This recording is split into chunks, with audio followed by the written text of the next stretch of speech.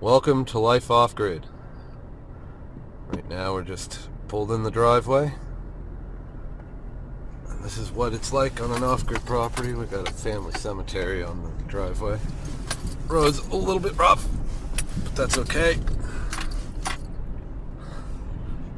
Now, as you can see, this road is not very nice for driving vehicles with bald tires in the winter, but that's okay.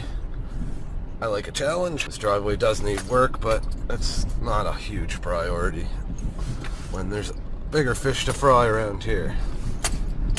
Alright, so welcome to the off-grid property. As you can see, we have a windmill, really slippy driveway that I'm trying to get up and film at the same time. Solar panels, which are covered. I better fix that. I will get out of the truck and resume this with the abominable snow dog. Hey, Roscoe. That's right. Alright, so here we are at the off-grid property, or my father's property as I like to call it. He's been off the grid for over 10 years now. We're working on self-sufficiency as much as possible. Right now, the biggest thing we're not self-sufficient for is food. Don't have a lot of gardens built yet, but we do have that big tractor. I bought that for $1,000 a couple years ago. It didn't work then. Probably put another $1,000 into it, but you know, it's probably a $4,000 tractor now. If it wasn't for that tractor, you wouldn't even see half the property you can see here. All this area here was all just a clump of small trees. Pushed it all back, put a spot for the sawmill. You got to cut your wood yourself. One of these rigs is priceless. It's great for cutting off the ends of logs and stuff like that, cutting your firewood up to length. Especially if you're by yourself. Otherwise, you know, you nick your saw in the dirt and the rocks, and next thing you know, you have a shitty chain. Cleared a lot of trees over the years, so out through all of here and through down all over there. And as you see, there's this windmill up here. It's an Air X windmill. I wouldn't recommend them unless you got a sailboat. Underneath, you might wonder, well, what the heck's going on down here? Well, this is the woodshed. Of course, you know, living off grid, you need to have power, or heat rather. So how are you going to have heat? The easiest, cheapest way? Wood. So we built this we built the windmill tower, and then we started piling wood inside it, and it became a woodshed. Had to rebuild the floor this year, but it's a lot stronger than it ever was before. Here we have the solar panels. Now, if you go back to my Solar 101 video, you can actually see, you know, I explained this system a bit more, but as you see, these panels are not really generating any power today. So I am going to get my snow brush and clean them off. Well, there, that looks a lot better, doesn't it? All the snow's off, but ran into another problem, I see. Damn trees are in the way. These trees keep growing, keep blocking these panels out, so we're gonna have to do some major tree chopping. Get all these trees down as well to open up the sun onto the driveway, because in the wintertime it ices up. Over here's my camp. It's also solar powered. This place is now 16 by 16, started as 12 by 16 like my place. Very similar to a lot of tiny homes people are so into now. We rebuilt this front wall last year. It was all glass, windows up there. Thought it would be better as the heat, but it turned out it was just more of a pain in the ass. The wall also ended up rotting, so we rebuilt this whole wall pretty much, except for that little piece there, and re-sided it. And this year we put the extension on the roof on because all the water was just running down. Now you might notice, whoa, that's a big propane tank, and whoa, there's another propane tank, and there's propane tanks everywhere here. Well, they're for different things. That one's for a propane furnace.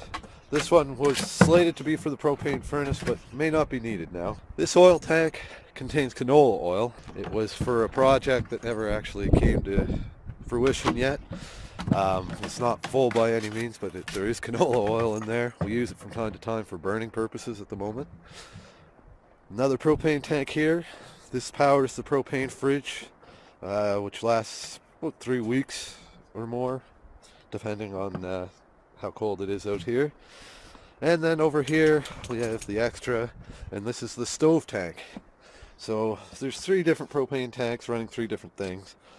But instead of trying to make them all run from one, Dad likes to have 3 different ones. They're easier to change out and everything. And up here we have the solar panel, the hot water solar panel. That is hooked up and it does work, but of course without the glass on it, it doesn't work very efficiently. But it still does create a nice warm shower from time to time. As well, we've purchased several of these little solar lights. These ones here are from Canadian Tire. They're $60. I wouldn't spend the money, honestly, because they don't really last all that long. The motion sensors go and the other sensors go, and amazingly enough, this one isn't turning on. Usually this turns on in the middle of the day and kills the battery throughout the day. And when you walk by, then it doesn't work at night when you need it. This one over here, we have 2 of them, another one around the other side of the house, from Home Hardware. Much bigger light, high intensity LEDs, much better quality one. Has an on-off switch, among other controls. Much better unit, but still not the best. Unfortunately, most solar lights are pretty flaky and cheap these days, unless you're willing to spend a couple dollars. A thermometer that's optimistic. It is not 4 degrees out. It's like -1, so it's about 5 degrees off, but whatever. And in here, this is our generator shed slash solar panel shed. In here is the generator. Got this at Canadian Tire on 75% off sale. Works great. It's the best generator we've had up here. Starts first pole almost every time. And, you know, it's got 3,000 watts power. It's more than enough than what we need for anything here. Oh wow, there's a hornet's nest in here. Watch out, Bubba. Not that I think there's any hornets in here this time of year. They'd be a little frozen. But yeah, this is the outside. Now I will go inside and describe a bit about what it's like inside. Well, he looks comfy in the sun, doesn't he? So I'm inside. Nice little place. As you can see, we're a pretty busy sort. We keep our cool tools inside. You know, it's kind of messy in here, but that's because we're quite busy. We've got 100 projects on the go at all times.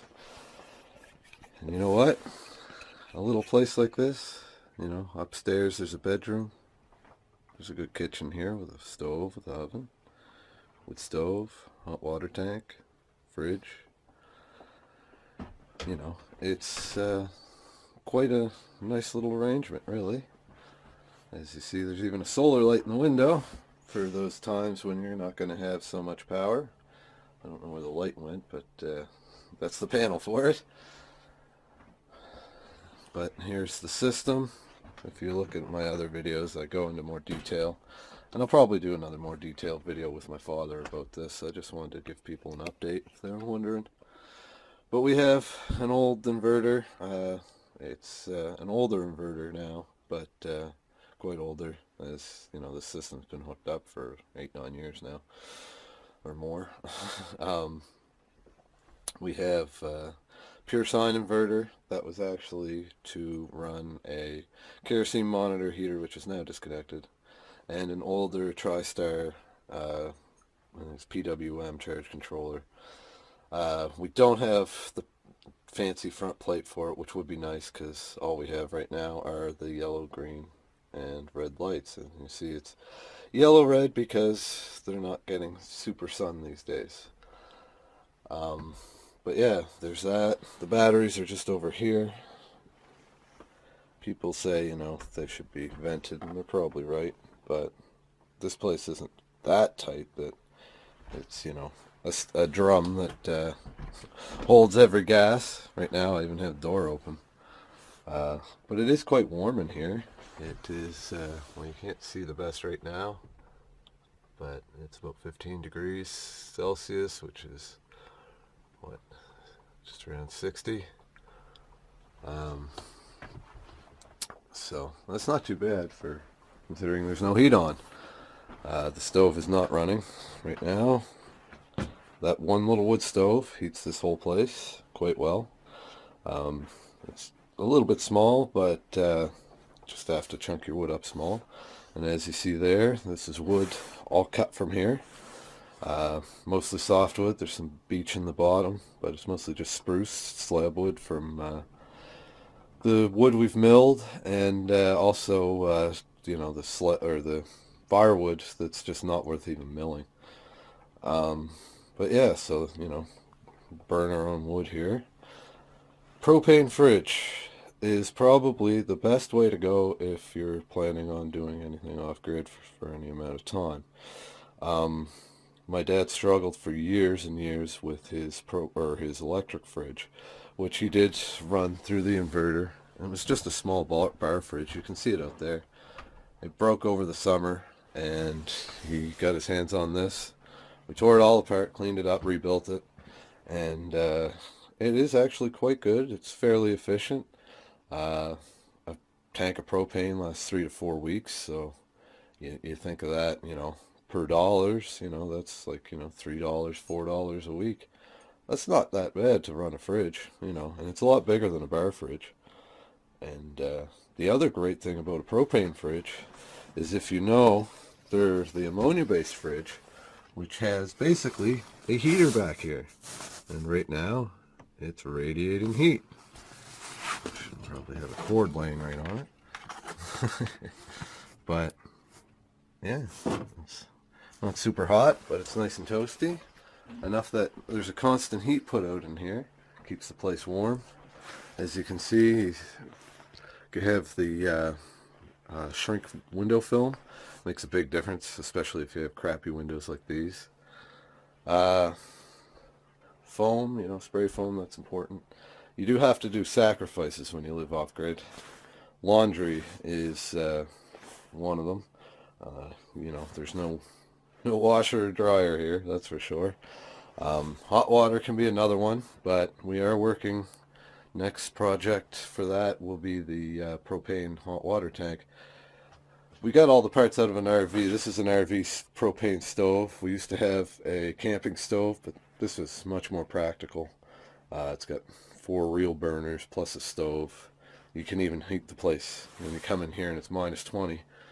Mind you, with the propane fridge it shouldn't get like that, but with this it'll keep it nice and warm as well and heat it up quite quickly. You fire a good fire in the wood stove, turn that on for 20 minutes, next thing you know the place is up to temperature.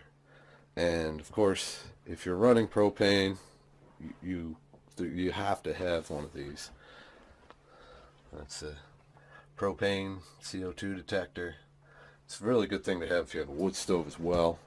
When we first hooked up the propane stove, or the propane fridge rather, it was off the chart, or it started squawking, and you could tell, you could smell the fumes because it wasn't running right, and that was why we cleaned it.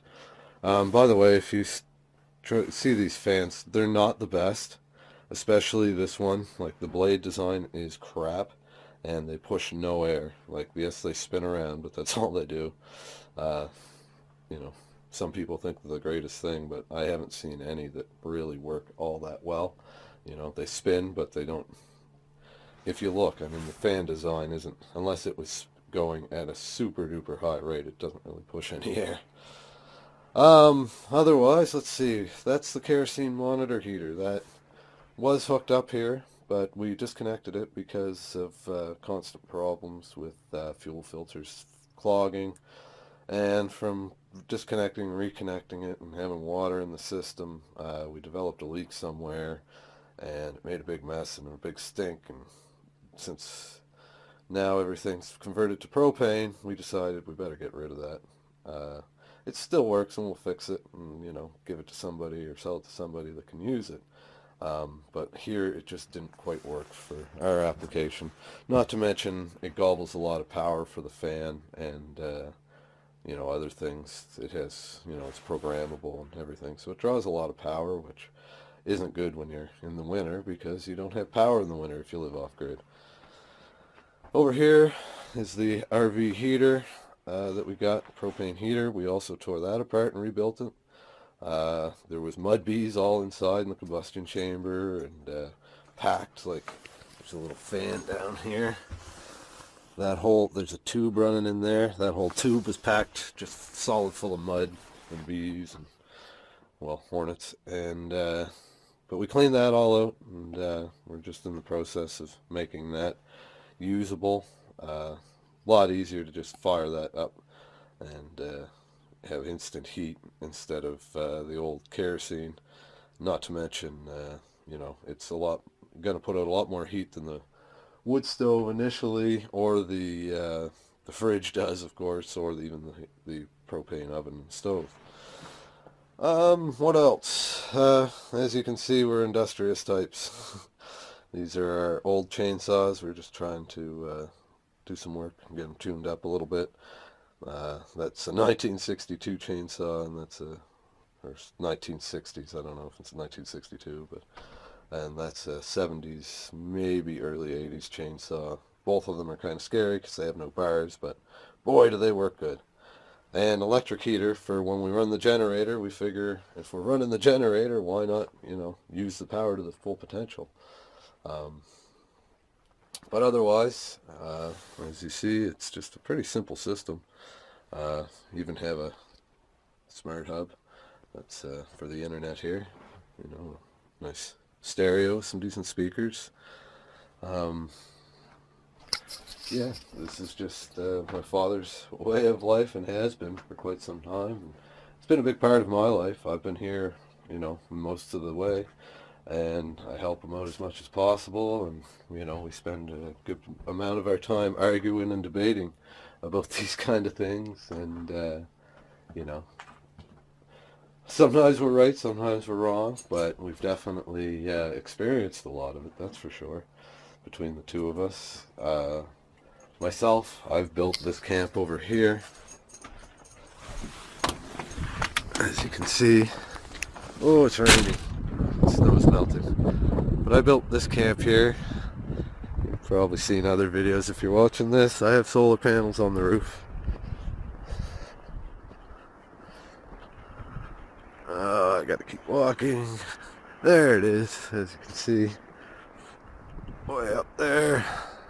I have a big solar panel there, my 100 watt. And then I do have two smaller 15 watt panels. I don't even know if they work anymore. They're those cheap garbage ones. Another thing I wouldn't recommend buying is those 15 watt panels. They're useless. Not only do they not really provide that much power, 15 watts just isn't enough to even charge one car battery in like a couple days, what I've found. The other problem is they stop working after a couple years. They actually burn out. We had 2 or 3 that we actually have thrown out now because we bought a bunch of them back in the day, and they're useless. But I think one of our next projects will also be connecting my solar panel into the system, because I don't use my solar power, so I might as well put it into his system, because this time of year, the more you can get, the better. And when your trees are covering your solar panels on there, they're not going to cover up there. My house is as high as the tree line, so anyways, I just thought I'd do a quick little video and show you what it's like here at our off-grid home. Well, it's not, it's ours because it will be mine, and I spend almost all my time here. Look, the windmill's moving. By the way, like I said, those air axes are virtually useless. It's a 48 volt windmill, and barely generates enough power to light up a light bulb right now most of the time, so it's not practical unless you live right on the water or in a very high wind area. I would not recommend one of those. But yeah, this is what it's like, for somebody that's been there for a long time, doing the off-grid thing. Another thing I never mentioned is the beginning of this house, when it was 12 by 16, it was built by chainsaw and hammer, nails, and handsaw. Ooh, hopefully the wind doesn't screw this. But yeah, handsaw, chainsaw, hammer and nails. Not like today. Now we got the generator and power. There's no power up here back in the day. No generator. There's a car battery and a little solar panel. And I'll tell you another thing right here. See that thing there? It's an RV. I thought, like a lot of other people think, oh, that'd be a good thing, you know, I'll just get a good heater in the winter. Those things are useless. Don't waste your time. RVs are not for the winter. Do not try to winterize an RV and live in it over the winter. You're wasting your time. Your best bet is, you know, build something simple.